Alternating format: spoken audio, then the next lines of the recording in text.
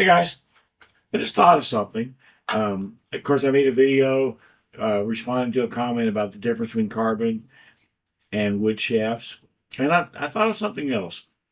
I'm going to use this prop here. Do not adjust your eyes. This is Purple Heart, so it's supposed to look like this. It just happened to be a shaft that was halfway close. One of the other things that can affect, well, squirt and throw that I didn't talk about is radial consistency. I didn't think about it because it really hasn't been a big, I haven't noticed a lot about it. You know, especially with the carbon fiber shafts, they're going to be pretty consistent. And a lot of the, low squirt shafts are made with a million different wedges of wood put together and all that. So in theory, they're going to be pretty consistent. But radial consistency, let's say I have this shaft here, and if I push with a certain amount of force this way, like if I put English on it to get it to do that, but write English on it, the shaft is going to bend a little bit. If I have the shaft in the same orientation and now I hit over here, so now I'm putting left things on it. Yeah, I might have my left and right mixed up, sorry. The shaft is going to bend a little bit this way. But if these two are not consistent, and then if I turn it and it's not consistent all the way around, that can certainly cause a problem. If I have a cue that deflects, something's going to deflect. I've talked about this kind of before. This why squirt exists. Okay, when the cue, the tip hits the cue ball, any place but the dead center, it's going to deflect. The cue ball is going to deflect in the opposite direction, and the tip is going to deflect in that direction. And that's just because physics, equal and opposite reaction, stuff like that. If I put left English on a shot, the tip is going to deflect to my left, and the cue ball is going to deflect to my right. How much it deflects to my right, that's what we call squirt.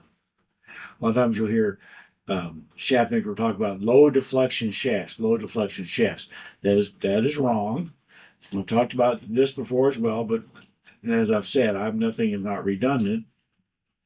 You want the shaft to deflect, because if the shaft deflects, then the cue ball is not. It's more likely to go where you aimed it.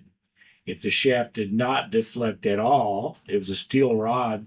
I think I've used it as an example before. If it was a steel rod, did not deflect at all, then all that deflection has got to happen on the cue ball side, and you're going to have a very squirty shaft is what you're going to have at that point. So what I'm trying to talk about here is your shaft's going to deflect, but if it's rotated, so a different part of the tip is now hitting the cue ball, but if it doesn't deflect as much, rotate some more, now a different part of the tip is hitting the cue ball, maybe deflects more. If you're not radially consistent in your shaft, then that can absolutely lead to some of the inconsistencies, like my original commentator asked about. Consistency of throw, and this we're just talking about contact-induced throw or cut-induced throw, is about how much spin you get. That could vary. So that's one of the things I didn't talk about in the video in my response to the previous guy. If your shaft is the same all the way around, I'm turning it right now, if you can see that, then inconsistencies are going to come down to your stroke, your timing, your things like that.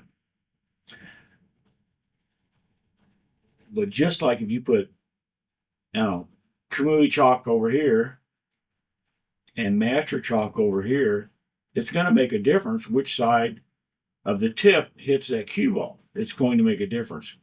And it's very similar to if the cue deflects very easily in this direction, But if I turn it 90 degrees, now it doesn't deflect very much at all.